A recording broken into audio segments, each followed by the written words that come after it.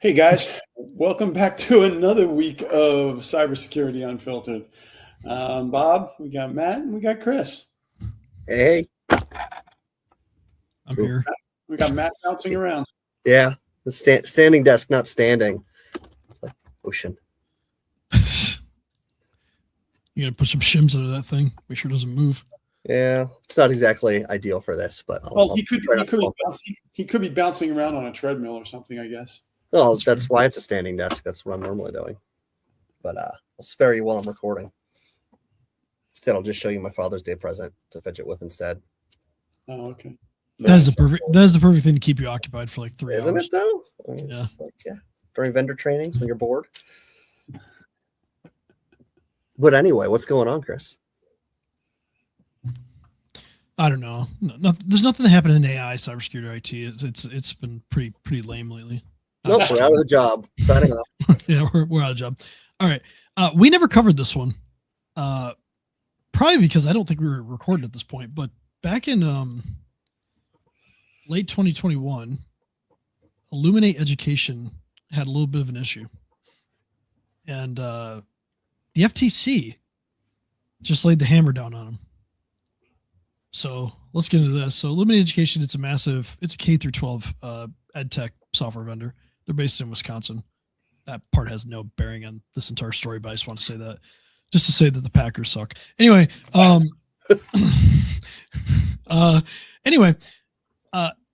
we don't see a lot of FTC enforcement actions. We see them sometimes, but this is specific. So this happened. I'm going to lay out a timeline, and then we'll talk through it. But this just happened. The FTC action just happened. So in 2020, Illuminate had hired an external security firm to perform a formal NIST cybersecurity framework assessment. So come in, look at our cybersecurity program, tell us how good it is. Which is a good thing to do, by the way. Yeah, good thing. Good Sure. It's perfect, right? They got a C. Okay. They got a C.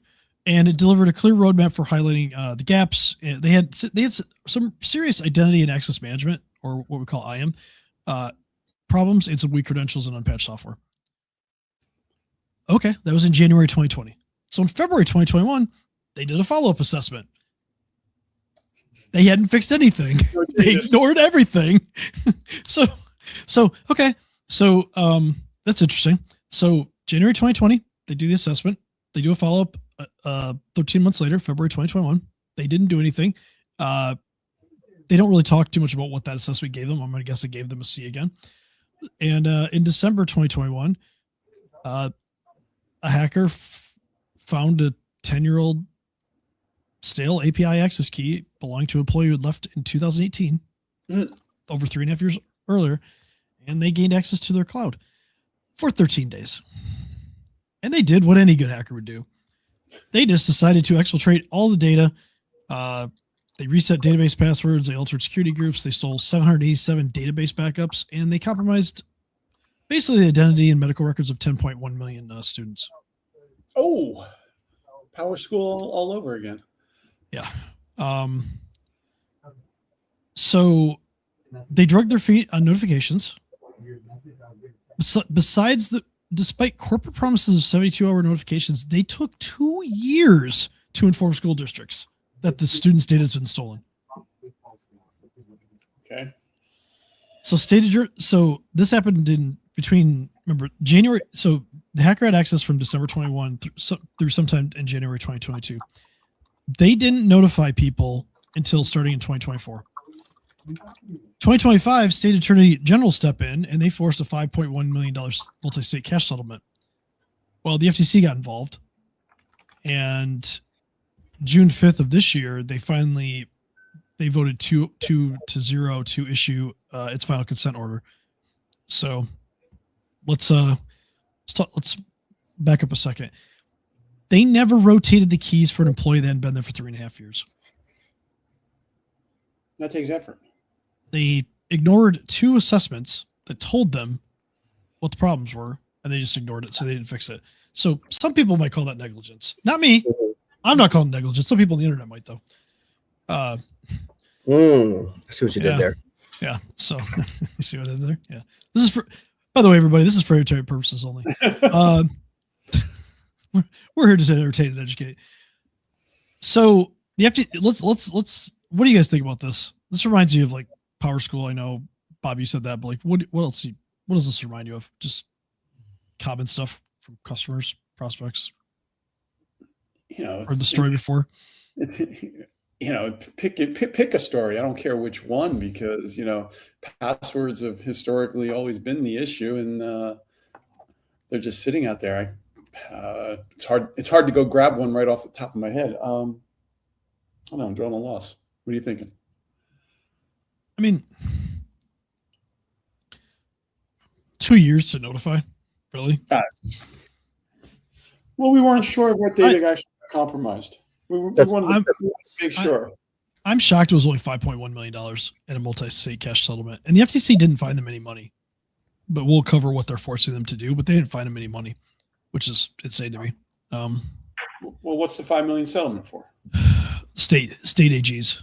So state attorneys general sued them for multiple states and got a $5.1 million multi-state settlement. But the FTC got involved for the federal level. And so let's just dive into what they're forced to do. This lasts for 10 years, by the way. So this lasts through 2036. So if you're ever told that, like, if you're ever part of an FTC settlement, especially in this case, they usually force you for a period of time to do whatever. And you better do that, because the fines are like $50,000 per incident. So I don't know, like, if they broke down CIS controls into like all the controls and they said you violate all these and charge you $50,000 per incident, that'd probably bankrupt companies. So anyway, wasn't there also something on the FTC enforcement where it was following the executives? Yeah, we'll get into this one. This okay. Good luck. There's part of this where I'm gonna be like, good luck on this. Okay, so they have to aggressively minimize the data that they collect. They are legally barred from collecting, processing, or maintaining any student data unless it's strictly necessary to fill active current school contract. I don't know what it sounds like they were over collecting data and they stored it forever. They now have public data retention times. Within 90 days, they must publish a data destruction schedule. They have to state exactly why they hold the data and give a hard deadline for when it's going to be permanently wiped. I like that. It's kind of broad though. It's like, well, how long can you hold it after a student? Like FTC safeguards, I think it's like 3 years. But anyway, that's for. But I don't really understand what they need more than basically their grades and that they graduated and things like that.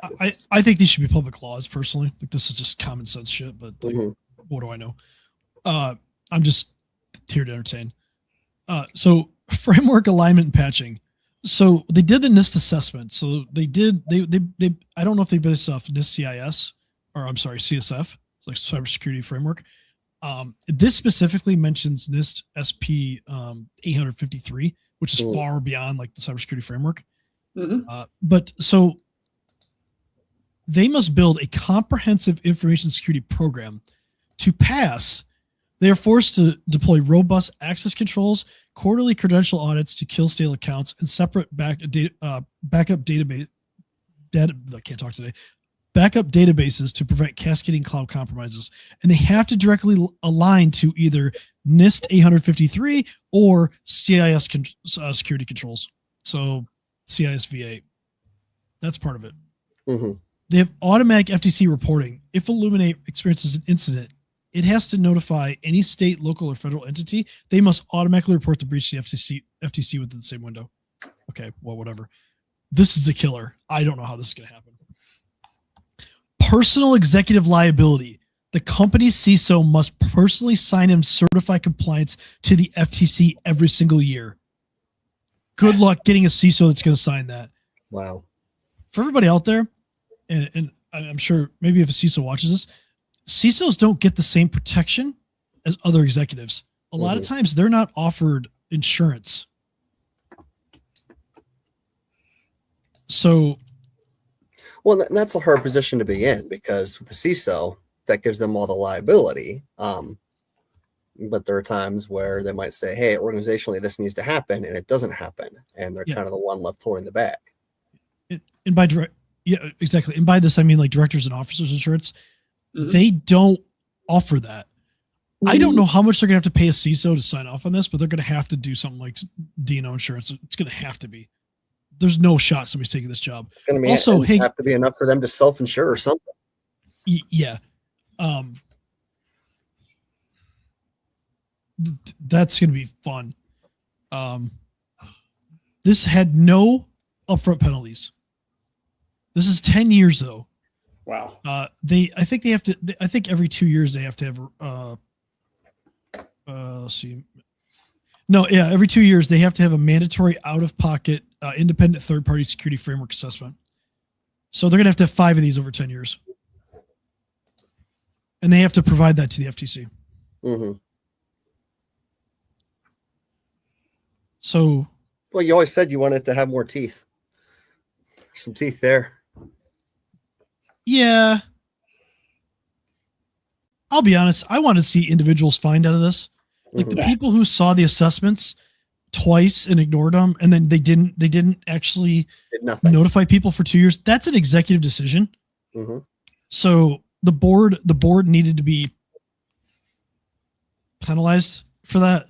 The people, and if the board never knew about it, whoever was in charge, like the CEO, whatever, if they had a CISO that was hiding it, whoever hid this needs to be fined. Mm-hmm. I'll even say this: I don't care about the jail time situation. I think embarrassment at this point is probably the best thing to do. Your name should be published everywhere. And next time somebody goes to hire you, all they should see is you let a company that took 2 years to notify and left accounts open for 3.5 years. So if you're the CISO at the time, or if you're a CIO or whoever you are that was in charge of this, that stays with you for the rest of your life. Like people want to be nice, and I'll be nice with them, but we need to scarlet letter these people. I'm sorry. Scarlet lettering. I'm sorry. It's going to be a big H. How do you feel about this, Chris? Yeah, it's just the same shit over and over again. We see this all the time. Yeah. And yes, this has teeth. Yes, but no fines, no upfront fines. Oh, sure, they're gonna have to pay. They have to pay for 5 security assessments. What's that going to cost them? Like, I don't even know how much money this company makes. Hold on, this should be fun. What's their turning a blind eye? I mean, they hired someone to find problems. They found problems, and then they did nothing. Let's see if I didn't look their balance sheet up.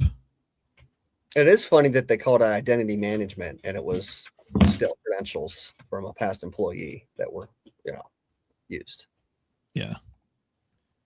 And they were bought just after this happened. They were bought by Renaissance Learning, and apparently they don't release their financials, so that's fun. Allegedly, their total assets in 2020 was $850 million, allegedly. So let's say they're $1 billion company. Maybe they're not. It doesn't really matter. Why are we not finding them a portion of that revenue for the next 10 years? Because I'll tell you what, $5 million for the people that got their data stolen. What they actually see out of that? Probably nothing. Mm-hmm. $7 check. Yeah, there's just not enough teeth in this I got my $6 meta check. I got my mine was like $7.38 from the Meta lawsuit. Like everything else, the only people that make money in that is the lawyers that were involved in the settlement. They make money, and then the rest of the people are left to hold the bag. Class action lawyer. That's not me picking on lawyers. Like, they're doing their job. That's what they're doing. It's just like, but the truth is, big payouts, they become very little. You see it's like an NFL contract. You see the high number, but then the guy can be cut 2 years into the deal and get a fraction of that. But like, they always want to advertise the high number.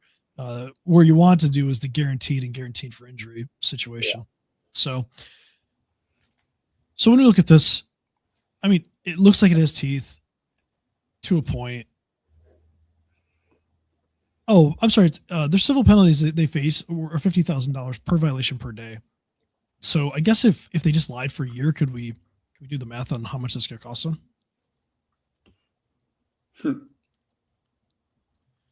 $18 billion. I think that might put them out of business. no, $18 million. Can't do math.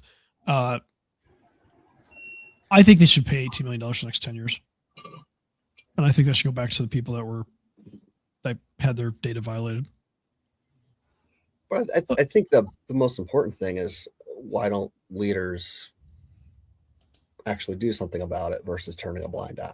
Because it's just keeps happening again and again and again. Because it's not profitable and there's no teeth to stop it. It sure isn't profitable to ignore it from the looks of it either, but you're right. They didn't get hurt enough here. This is nothing. Yes, we talk about it. What I want to know is, how are they going to find CISO? It's going to sign off on this every year. They're not. They're going to have to include a CISO comp package that includes insurance. That's all. World's biggest umbrella policy. Includes insurance and a bunch of other stuff. Yeah. They're going to have to. That business is going to have the policy. If they can even find anybody to write the policy. Yeah. Hartford's like, I'm out. It might be multiple underwriters. Yeah. Yeah. So yeah. Good times. Another I mean, and look how long this took, right? This happened in 21 to 22. They didn't notify until 24. So now we're sitting here in 2026. And they finally get a judgment. Now that notification laws are a little more known, and I know that there's some teeth here, not as much as you like, but I kind of wonder how much this stuff's going to keep coming to light later. We've had so much to talk about, but this is something that happened quite a bit of time ago. And what else is out there?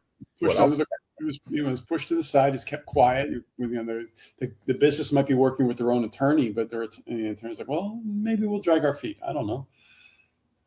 I mean, I know of a CPA in Michigan that hasn't notified, and they were hacked 4 months ago. That's going to bite them in the butt eventually. When my CPA was hacked a couple of years ago, they took 5 months to notify us. Yikes. I was not happy about that. Where you're like, by the way, there's something I do for a living and we should talk. Yeah, so here's what I won't do. I won't do business with a customer like that. I wouldn't do financial business with a customer. Yeah. I understand. It's a line of lines are crossed. Yeah. Yeah, I won't work with family, and I won't work with why not family? Family's so easy to work with and get along with and plan things with always. This is going to turn into a very long podcast. We shouldn't. I was going to say, on that note, I guess we could probably wrap it up now. And we're about 18 minutes. I think the big thing here is, I don't think there's enough teeth in this. I think this is a joke. I think it's something. It's good that they're really put under the scrutiny for 10 years, but I don't think this happens often enough. And I really think they should be fined. And if they follow through on everything, maybe the money gets returned. So maybe you do something like where you put it in escrow, and the money, a portion of the money gets returned if you follow through on this. But I think they should have been fined. I think they should have been fined every year for 10 years. And they could have earned back some of the fine by following through. I kind of like that escrow idea. Yeah. We need to change something to put teeth into this for people to do this. And the thing is, like, we go to customers or we go to prospects and we say, hey, you should do this. And sometimes they just don't want to do it. Sometimes they're going to come back to us and they're going to be like, no, I don't want to do that. And that's their right? It's their business. They're allowed to make those decisions. If they want to eat that risk, that's their decision. Risk sandwich, as somebody we know would say. I don't ever want to hear that ever again. Please don't ever say that to me. But it's their risk to take. And I think the risk needs to just have bigger teeth to it, right? There needs to be penalties that are applicable. I think it needs to be nationwide, not the state to state stuff. State to state can go a little bit deeper if it wants to, but we need to set a nationwide data privacy, cybersecurity standard that people just need to follow. Mm-hmm. At a bare minimum, if you hold customer data, and that won't affect every business because they don't hold personal data, but when you hold the data of children and you just ignore it, this is a slap in the wrist that's insane. It's actually a slap in the wrist it's a slap in the face to the parents who have to deal with this. and the people are going to grow up knowing that their social security number was exposed when they were a child, and they might not even know that by the time they grow up. Well, and they're in a position where they could go try to get credit for the first time and find out that someone's already using their credit, and they already have some form of credit built, used, and destroyed before they were even given a chance. Exactly, because most people don't go out and lock their kids' credit. Mm-hmm. Right. So I just think it's insulting. I think we need to do something better. Unfortunately, yeah. I'd run for office, but I'd never win. So it'd be a side clown show, but it'd be fun. I wouldn't win. I'd watch those debates all day long, though. It'd be fun. Anyway, if you guys have a topic that you want us to cover, if this personally affected you, let us know. We won't out you as a person, but we would love to know if you've been the victim of a breach and something from a major corporation or whatever. If something bad has happened to you, let us know. We can tell your story in an anonymous way. The trick is we want to get this stuff out there. We want people to understand that the world needs to change. And the only way we're going to do that is talk about it and get it out there, and hopefully eventually force this on our government and other governments around the world to make change. So see you next week. See you next week. See you next week, guys.